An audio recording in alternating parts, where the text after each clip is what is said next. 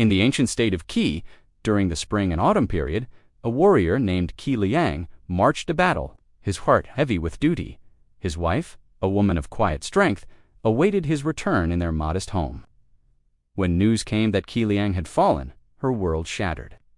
As she mourned, Duke Zhuang of Qi passing by sent a servant to offer condolences on the road. But she, steadfast in her respect for tradition, refused to accept such a gesture outside her home.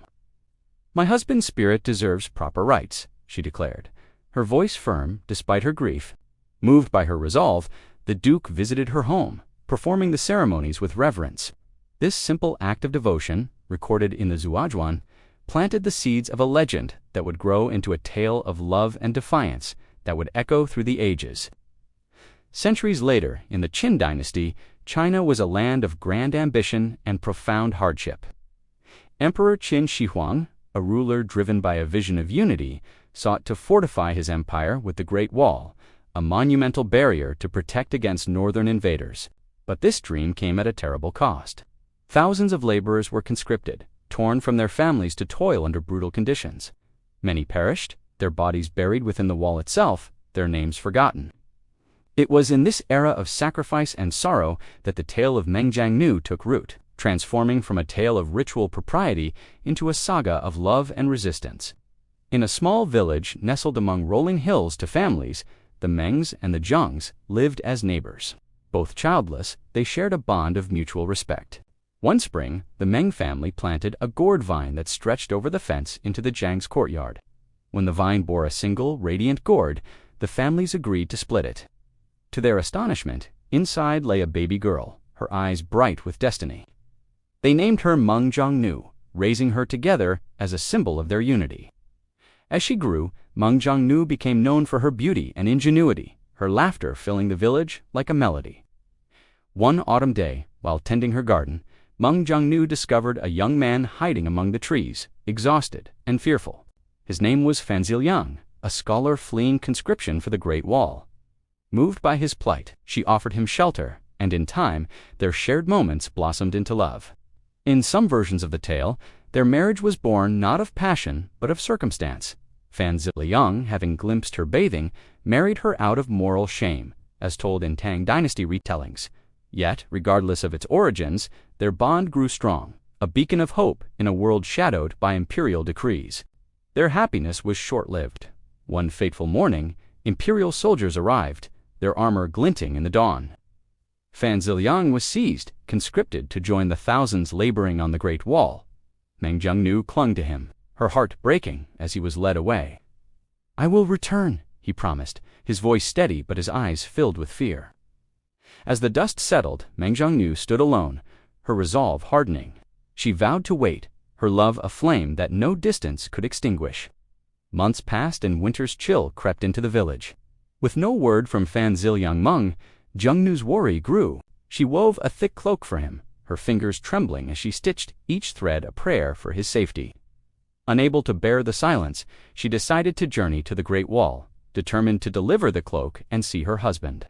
Her parents-in-law, frail but supportive, blessed her departure, their eyes glistening with pride and fear. Meng Jiangnu's journey was a testament to her courage. She set out alone, her small frame dwarfed by the vast landscapes of ancient China. She crossed rivers swollen with autumn rains, their currents tugging at her skirts. She climbed mountains where the wind howled like mourning spirits, her breath visible in the frosty air. Along the way, she met fellow travelers, merchants, pilgrims, and other wives seeking their husbands, each sharing stories of loss and hope. In the women's script of Jiangyong, her inner turmoil is vividly captured. "My heart aches for him, my dreams haunted by his face. I sleep with longing, my tears a river that carries me forward." The journey was not without peril. Bandits roamed the roads, and hunger gnawed at her strength. Yet Meng Jiangnu pressed on, driven by love. She passed villages where families mourned their own conscripted sons, their grief mirroring her own. In one village, an old woman offered her shelter, sharing a meager meal of millet porridge. "You are brave, child," the woman said, her voice weathered by years of loss, "but the wall takes more than it gives." Meng Jiangnu nodded, her resolve unshaken, and continued her trek. As she neared the Great Wall, Its silhouette loomed against the horizon, a jagged scar across the land. The air grew heavy with dust and the cries of laborers. She saw men toiling under the lash, their bodies bent under the weight of stone. The wall, a symbol of imperial might, was also a monument to human suffering, each brick stained with sweat and blood. Meng Jiangnu's heart sank, but she pressed forward, clutching the cloak she had made for her husband. At the wall, Meng Jiangnu sought news of Fan Ziliang. She approached a foreman, his face hardened by years of overseeing misery. "My husband, Fan Ziliang," she pleaded. "Where is he?" The foreman's eyes softened, but his words were a dagger. "He fell months ago, buried within the wall with the others." The world seemed to collapse around her. She sank to her knees, the cloak slipping from her hands, her sobs echoing across the desolate landscape. Her grief was a force of nature. As she wept, the sky darkened and the ground trembled. In a moment that would become legend, her tears struck the wall, and a section crumbled, revealing a pile of bones. The laborers gasped, whispering of divine intervention. Meng Jiangnu, undeterred by the chaos, knelt among the bones, her heart seeking her husband. In many versions, she pricked her finger, letting her blood drip onto the remains. Miraculously, her blood clung only to Fan Ziliang's bones, a testament to their eternal bond. She gathered them tenderly, her tears mingling with the dust. Word of Meng Jiangnu's act spread, reaching the ears of Emperor Qin Shi Huang. Intrigued by her beauty and devotion, he summoned her to his camp.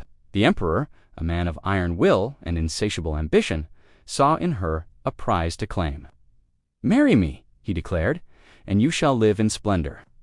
Meng Jiangnu, her heart still with her husband, saw an opportunity to honor Fan Ziliang's memory. She agreed, but only under 3 conditions: a grand funeral for her husband attended by all the emperor's officials, a 49-day festival in his honor, and a 49-foot-tall terrace for her to make a sacrificial offering. The emperor, eager to possess her, consented. The funeral was a spectacle, with officials in somber robes and a procession that stretched across the plains. The festival filled the air with music and mourning, a rare acknowledgement of the laborers' sacrifices. The terrace, built with the same stones that had claimed so many lives, towered over the landscape, a monument to both love and loss. Atop the terrace, Meng Jiangnu stood, her silhouette framed against the setting sun. The emperor and his court watched, expecting a ritual offering. Instead, she turned to them, her voice clear and unwavering. "You built this wall on the bones of my husband and countless others," she declared. "Your ambition has broken hearts and lives. I curse your cruelty." With that, she leaped into the sea below, her body vanishing into the waves. The court stood in stunned silence, her defiance a spark that would ignite countless retellings. In some versions, her story ends here, a tragic sacrifice that immortalizes her love. In others, particularly from the Ming dynasty, she does not perish but floats away on her husband's coffin, carried by the waves to a celestial realm. In a divine retelling, she ascends as a goddess, her husband reborn to replace 10,000 laborers, a cosmic act of redemption. In the 19th century variation, a corrupt official, driven by lust, had orchestrated Fan Ziliang's death. Meng Jiangnu outwitted him by presenting a black robe instead of the imperial yellow, exposing his treachery before the emperor and ensuring justice. In the women's script of Zhengyong, the tale takes a deeply personal turn. Here, Meng Jiangnu's journey is not just physical, but emotional. The script, written by women for women, details her sleepless nights, her yearning for Fan Ziliang, and her grief as she sleeps beside his bones. "My heart is a gourd split open," the script laments, "my love a vine that reaches beyond death." This version, preserved in the delicate strokes of Nushu, offers a rare glimpse into the inner world of a woman in a patriarchal society. Her emotions, a universal cry for love and loss. The tale of Meng Jiangnu has evolved over centuries, each era adding its own hues to the narrative. In the Han Dynasty, Liu Sheng's retellings in Garden of Stories and biographies of exemplary women emphasized Confucian virtues of loyalty and propriety. By the Tang Dynasty, the story shifted to the Qin Dynasty, with the Great Wall as its backdrop, reflecting the era's fascination with imperial projects. The Song Dynasty cast Emperor Qin Shi Huang as a villain, a symbol of oppressive rule, while the Ming Dynasty added the wall's explicit naming and Meng Jiangnu's suicide, underscoring her moral integrity. In the 19th century, the tale took on new dimensions, with versions introducing cunning and political intrigue. The goddess version elevated Meng Jiangnu to a divine figure, linking her to celestial narratives. The 20th century, during the New Culture movement, reinterpreted the tale as a protest against state power, celebrating individual feeling and women's agency. These shifts reflect the tale's adaptability, each version a mirror to its time's values and struggles. The tale of Meng Jiangnu is more than a story. It is a cultural artifact that encapsulates Chinese values of love, sacrifice, and resistance. Recognized as part of China's intangible cultural heritage in 2006, it stands alongside other great folktales, its themes resonating across generations. The Temple of Lady Mengjiang in Qinhuangdao, Hubei, rebuilt in 1594, remains a testament to its enduring legacy, drawing pilgrims and tourists alike. The tale has been adapted into countless forms.